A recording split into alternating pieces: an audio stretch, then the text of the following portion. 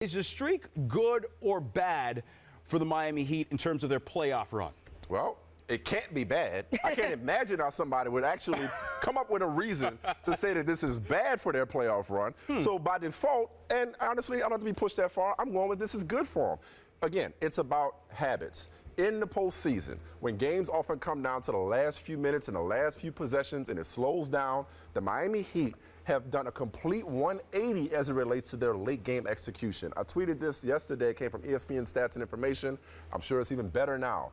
But going into the Cavs game, they were a plus 70 during the winning streak in clutch situations, clutch being defined as final 5 minutes of the fourth quarter or overtime, game within 5 points. Plus 70. So their ability to close out games night in and night out can only be good for them when it comes down to a possession here or there, make or breaking a game, if not a series. Please don't look at me like you're about to counter that. You're not saying this is somehow bad. You think I'm just sitting over here just to hold up the seat? Like, why do you think I'm hoping for once you'll understand that it may be a good idea to agree with me, especially today because your Twitter mentions are on fire. Yes, Mike, it's never a good idea to agree with you. I realized that a long time ago. This is bad for the playoffs. No, I actually don't think it's bad for them. I think it's good in the sense the late execution. However, don't highlight the good part without acknowledging the bad part. The bad part is that they've fallen behind double-digit leads 6 times, double-digit deficits, 6 times during this streak. And they just can't get into the habit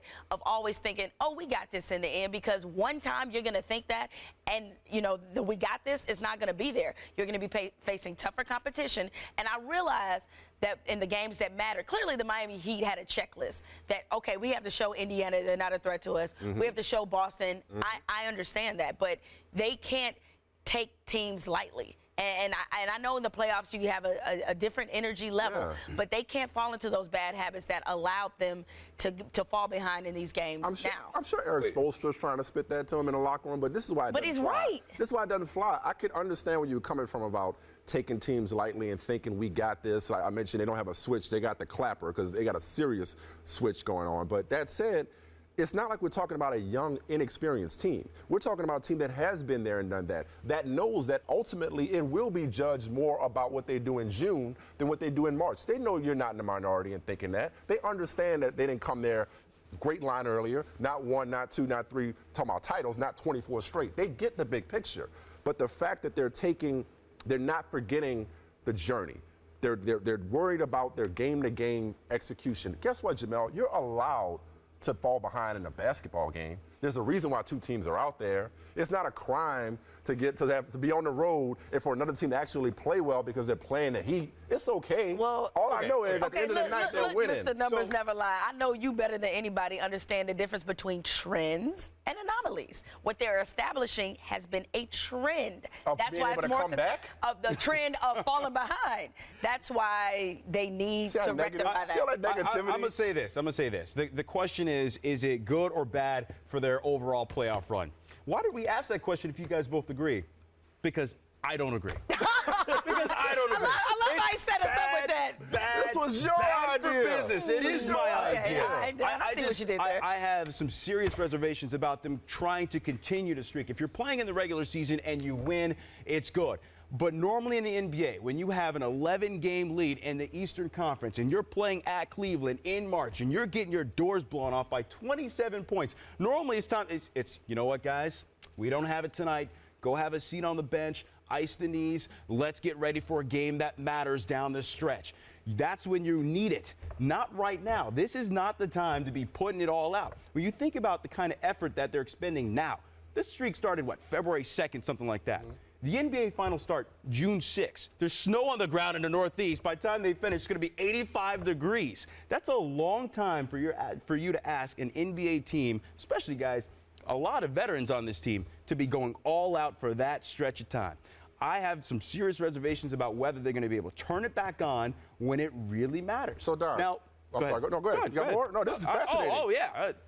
Because I'm sure Greg Popovich is somewhere smiling right now. Greg Popovich, he agrees with you. But here's what's interesting about what you're saying, and I like movies. You like movies? I like movies. You like Gladiator? Gladiator, good. Okay, you know LeBron loves Gladiator. Name one of his kids, Bryce Maximus, I believe, That's right? correct, Okay. Yeah. Remember when Maximus was about to lead the Romans against Germania, and he said, "What we do in life echoes throughout eternity," right? Right. Okay. Okay. why is it a bad thing and why is it a mutually exclusive pursuit for a team to want to go down as one of the greatest in history? There are plenty of people out there, Don, who attach an asterisk next to last year's lockout shortened championship. You got a chance to do something special. Yeah, that's where they're getting the energy from. You got a chance to do something special, that's why you dig down against Cleveland. They'll figure that out later. But the question is it good or bad for their playoff run? And I don't think it's good. Because, does that mean it has to be bad? Listen, if they would, I don't think it's good. I don't, yeah. And so I'll by default, it's not good. Is it bad? It's not good.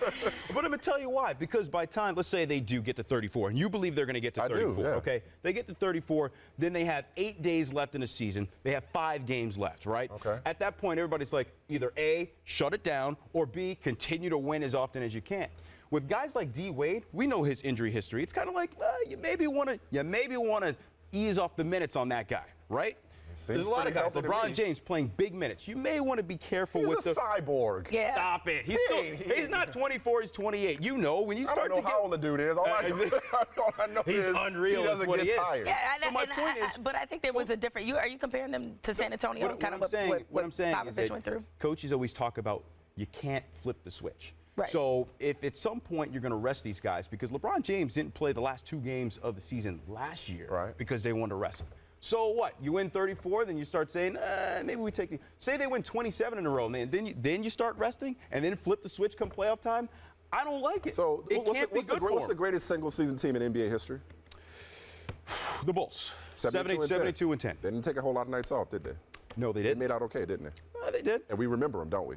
We do. Yes, because they won the championship. However, anyway. that was one team. That's one team. So why not? So it's not why not like go this down with the happens 71-72 Lakers? Why not go down with the 96 Bulls? Why not go down with? Patriots. They found a way to win it. Patriots 2007, 18-1. I know we're comparing sports. No, that's I'm fine. talking about peaking early. You don't want to peak early. So that had nothing to do with them losing to the Giants. They lost to the Giants because the Giants were the better team that day. They because struggled, they had a down the ridiculous stretch. They did. The Packers 15-1. A couple years ago. They lost because their defense was no good.